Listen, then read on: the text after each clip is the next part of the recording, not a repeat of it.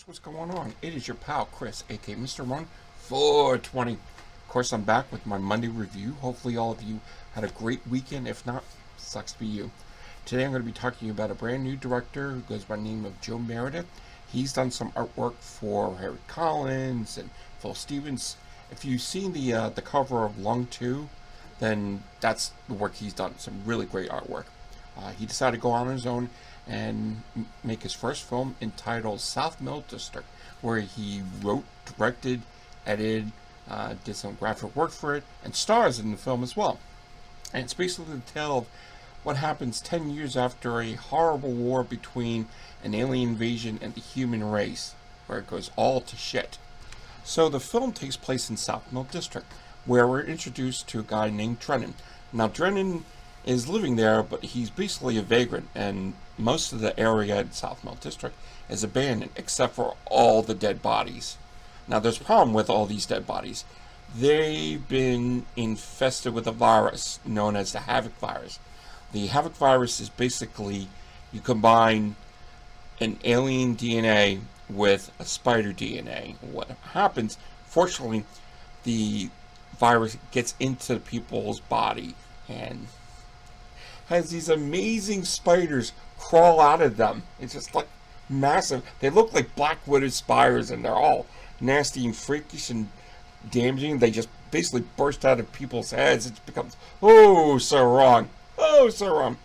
So the process of this situation with Drennan is he looks for these bodies. He actually decides he wants to do some work on the bodies.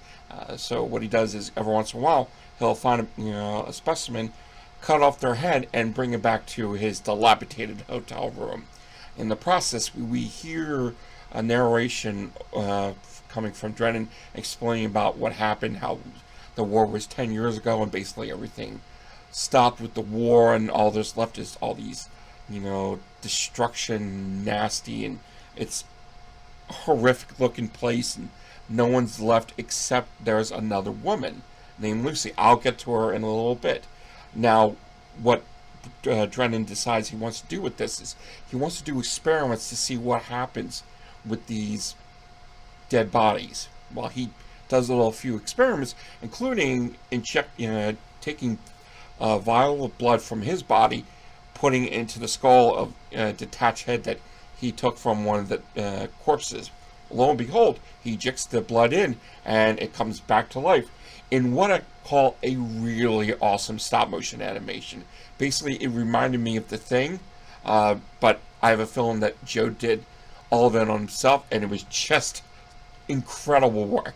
So he finds out that, okay, these things can come back to life, but instead of letting it stick around and wait for something to happen, he blows it up, and ooh, that's the end of that. And then we come to a let's just say a video transmission.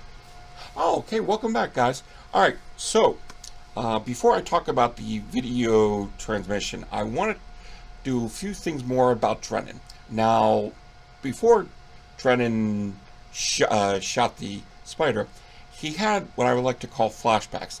Now, I wasn't quite sure at first if it was A, watching one of his friends die and having a spider on his brain, or B, it was actually Drennan and dealing with the spider, and the spider letting him for some reason live, because after you see the flashback, there's a huge scar on his side. But then you also hear Drennan talk about how the virus has gotten him and he should already be dead, and it brings up a few more interesting pieces to the puzzle, and you think, oh, okay, this could work out. This really could work out. So then we're introduced to a video transmission done by the company called Core. Now, Core is a chemical-based company, kind of like the Umbrella Corporation of Resident Evil. Not the movies, the games, which are much, much better. So we're introduced to a Dr. Chris Botton, and it's weird and scraggly video, but it gives us an idea of what happened. So apparently, a long time ago, they decided to combine the alien virus DNA with the DNA of a spider, and they thought, okay, this would be a good idea. lo and behold, they decided to do the experiments in South Mill District, where unfortunately the spiders became more aggressive, more intelligent. They wanted to feed, and more, how everything became a just clusterfuck thanks to chemical corporations. Yeah. And it leaves you with a few questions, but it also gives you a few answers. And then we're finally introduced to the girl named Lucy. Oh, good to see you guys again. Alright, so now we're going to talk to you about Lucy. Lucy is a bit of a sad situation. She's sleeping next to her partner, I would assume, who died thanks to the infection and the virus. And she's living with him, or her, whichever it was, kind of like reminds you of the Necromantic series. If you've seen them, you know what I'm talking about. If you haven't seen it, you should check them out. But she's also really depressed aside from that because she's pregnant from either him or the virus. Either way, it's a bad situation. Now, she's thrown up all the time. Most of the time it's blood. But she decides she's going to take a walk around the district and see what's going on, and while she's doing it, she throws up. And then she comes across a shed where she sees kind of this dead body and a huge spider coming in, enjoying it, feasting on it, and she pulls away from that. But then she sees a box, and inside the box is a baby alien.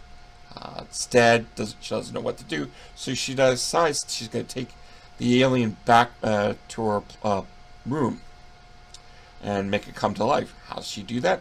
She gives it some of her blood, and the alien comes back to life. And then Lucy, this becomes a fun situation. She starts throwing up blood, a lot of blood. It gets gory. Then she doesn't feel good, and she drops to the floor. And there's a tube or an intestine that comes out of Lucy. It's a long one. Lo and behold, I can't tell you what it is. You have to see it for yourself because it's so fucked up. It's so weird. But then, she unfortunately passes away, and then Drennan comes into the room, picks her up, takes her back to his place. But then you get a narration from someone from Elancourt. I think it was, Dr. Chris Bond, or maybe someone else, one of the other professionals. And you find out a few things, and like, okay, this makes more sense. Or does it? The film kind of leaves it open-ended, and I like it. And it leaves it feeling like there's a good chance that a sequel could come out of it. Can there be a sequel from this? I think so. Now let me tell you what I thought of this film. I gotta tell all of you, I love this. This is really good. It's actually a tie for my favorite short film of the year. This and Nighttime Creatures were just perfect. I mean, this works really well. Really great direction by Joe Meredith. It wasn't a big script, so you have to do actions with what you have. The music done by Joe. I mean, Joe basically did a lot of stuff himself. There was a few extra people here and there that help him out, but for the most part, Joe did a hell of a lot of good work by himself. One of the things that I loved was the special effects, thanks to Joe and James Bell. A great director I love, and I know really well. Good amount of blood, great amount of blood. And the skulls and the spiders worked really well. Some of them were pretty creepy, like, ooh. And then the music makes you feel like, oh, they're gonna come after you. Oh, shit. He's got a fan of me. I'm really impressed. I will leave you guys a chance to make sure you check out the trailer, and you could purchase a copy for yourself. Honestly, if you're an underground or independent fan, you'd be missing out if you missed the chance to purchase a copy for yourself. It works really well, and I gotta say, fucking good job. Great fucking job.